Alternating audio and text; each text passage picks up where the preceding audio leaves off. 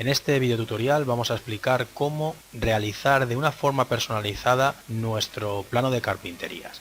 Lo más importante es saber qué necesidades tenemos nosotros en nuestro plano de carpinterías, porque evidentemente es totalmente personalizado en cada uno de los estudios y no hay una forma estándar de representarlos.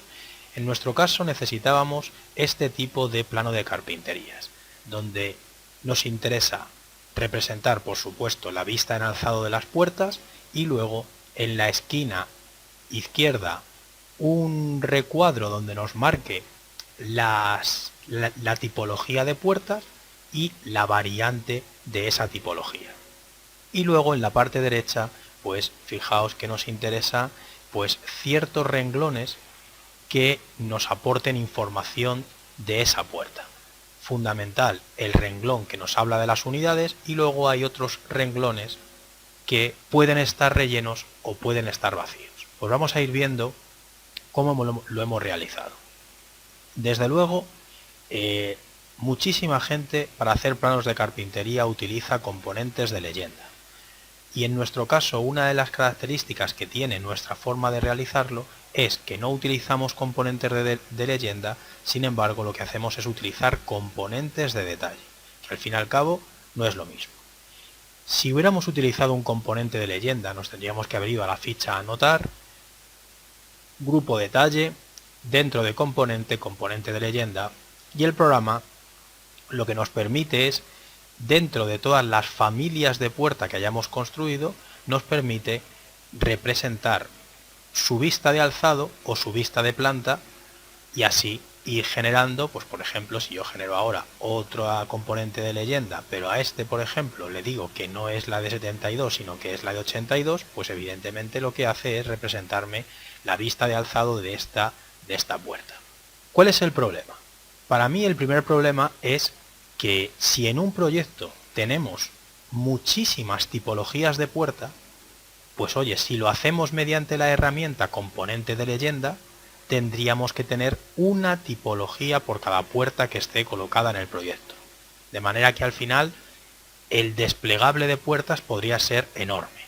Al final, ¿qué es lo que ocurre? Que cuando tú representas en planta las puertas, generalmente utilizamos una representación muy parecida, aunque sean distintas las puertas. Por ejemplo, una representación de una puerta en planta de una hoja, pues a lo mejor a una escala 1:300 lo representamos igual, ya sea puerta de incendios, antiincendios o una puerta normal de madera. Y entonces la representación en planta es similar, quizá con menos tipologías de puertas en el navegador sería suficiente para representar todas las puertas. ¿Qué es lo que ocurre si utilizamos menos tipologías? Pues tenemos que utilizar mecanismos para que luego la etiqueta de esa puerta haga referencia a la tipología exacta que tenemos en el plano de carpinterías. Tanto la tipología como la variante. Pero fijaos que la representación puede ser muy parecida, pero luego podemos utilizar mecanismos como por ejemplo, dentro de las propiedades de ejemplar de cada una de las puertas, establecerle un cajetín que se llame siglas del elemento, donde podré poner la tipología de puerta, y luego otro cajetín que se llame variante del elemento, donde iremos poniendo la variante justo de esa tipología. De manera que si nosotros trabajamos manualmente puerta a puerta, pues podríamos perfectamente identificarlas según su tipología. Luego tenemos la primera ventaja, y es que no necesitamos tener en el desplegable de puertas tantísimas tipologías de puerta. ¿Por qué al final no sería un inconveniente? Porque, oye, los componentes de leyenda son bastante limitados. Es decir, un componente de leyenda no se puede etiquetar de ninguna forma. Luego no hay posibilidad de, dentro del componente de leyenda, sacar un texto que identifique las unidades que llevamos construidas. De manera que el proceso de unidades no se automatizaría. De manera que tenemos que ser nosotros los que manualmente escribamos el número de unidades que tiene cada uno de los componentes de leyenda. De manera que si al final tenemos que trabajar de forma manual, pues oye, tampoco es un inconveniente quitar los componentes de leyenda y a cambio representar nuestro plano de carpinterías mediante componentes de detalle. Y claro, ahora sí que en el desplegable de componentes de detalle tendríamos que tener todas las tipologías de puertas que van a aparecer en el plano de carpinterías. ¿Qué ventajas tenemos utilizando componentes de detalle? Pues que dentro de un componente de detalle sí que se puede anidar una familia de anotación, de manera que las anotaciones sí que se pueden meter parámetros de texto y entonces estas etiquetas podrían venir ya rellenas dentro de la tipología del componente de detalle. Vamos a ver cómo hemos conseguido esta forma de realizarlo. Fijaos que si nosotros nos vamos a el RFA del componente de detalle, lo primero es que a un componente de detalle, por supuesto, se le pueden meter parámetros, al igual que se le metían parámetros de longitud a una puerta, de manera que es muy fácil hacerlas paramétricas en cuanto, por ejemplo, a anchura, en cuanto a altura. Otra gran ventaja es que nosotros ya de AutoCAD tendríamos muchísimas representaciones de nuestras puertas y nuestras ventanas, de manera que dentro de un componente de detalle podríamos perfectamente insertarnos un archivo de AutoCAD con el dibujo de la puerta y tan solo tendríamos que dedicarle unos minutos a meter nuestros parámetros de longitud o incluso algunas restricciones fijas de distancias que queremos mantener fijas cuando cambie, por ejemplo, el parámetro anchura. De manera que es bastante rápido tener un componente de detalle paramétrico gracias a un dibujo de AutoCAD. Las novedades o las aportaciones que ofrece un componente de detalle, lo que hemos visto, que se pueden incluir dentro, se pueden anidar familias de anotación. Entonces, al final, si nos vamos aquí a nuestra propia familia, pues vemos que es de la categoría anotación genérica. Y esta familia sí que nos permite meter textos de etiqueta. De manera que lo que hemos hecho nosotros es, dentro de esta familia, generarnos dos parámetros, el parámetro sigla y el parámetro variante. Y entonces, si nosotros cargamos esta familia dentro del componente de detalle, si nosotros cargamos, esta familia tiene en editar tipo los dos parámetros, siglas y variantes.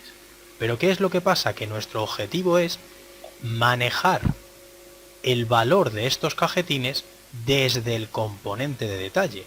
De manera que lo que tendríamos que hacer es, dentro de los propios parámetros del componente de detalle, generarnos también unos parámetros que se llamen siglas del elemento y variante del elemento. De manera que estos cajetines manejen el valor de estos dos textos. ¿Cómo conseguimos hacerlo? Pues fijaos, yendo a editar tipo y sus cajetines conectándolos con los cajetines propios del componente de detalle. De esta forma, siglas lo conectaríamos con siglas del elemento y variante con variante del elemento. De manera que si nosotros nos vamos generando tipologías ya preconfiguradas, por ejemplo la de 72, 82, 92, podríamos a cada tipología asignarle su sigla y su variante, y con esto iríamos rellenando de forma automática estos dos textos.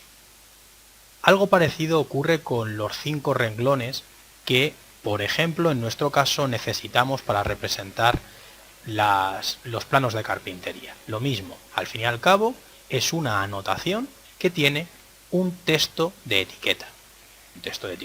¿Cómo controlamos el texto de etiqueta desde nuestro componente de detalle? Pues seleccionando el texto y el contenido de ese texto, conectarlo con un cajetín, por ejemplo, que se llame unidades, que ya es un cajetín que pertenece a nuestro componente de detalle. De esta forma vamos conectando cada uno de las anotaciones, lo vamos conectando con cajetines, pues, por ejemplo, texto para el renglón alto, texto para el renglón alto 2, texto para el renglón bajo. Entonces, cada uno de estos textos está conectado con una de las anotaciones paramétricas. Por último, como no siempre necesitamos que estén visibles los 5 renglones, pues hemos generado un parámetro de visibilidad para cada uno de ellos, de manera que en cada tipología de puerta podríamos ir apagando los cajetines que necesitemos. Entonces, pues hoy es una forma bastante sencilla de, dentro de nuestro componente de detalle, construirnos todas nuestras necesidades. De esta forma hemos visto cómo construir un plano de carpinterías personalizado, y si os ha gustado el vídeo, pues agradecería cualquier me gusta o bien que os suscribáis a nuestro canal de YouTube y que lo compartáis a algún amigo si consideráis que le va a ser de ayuda.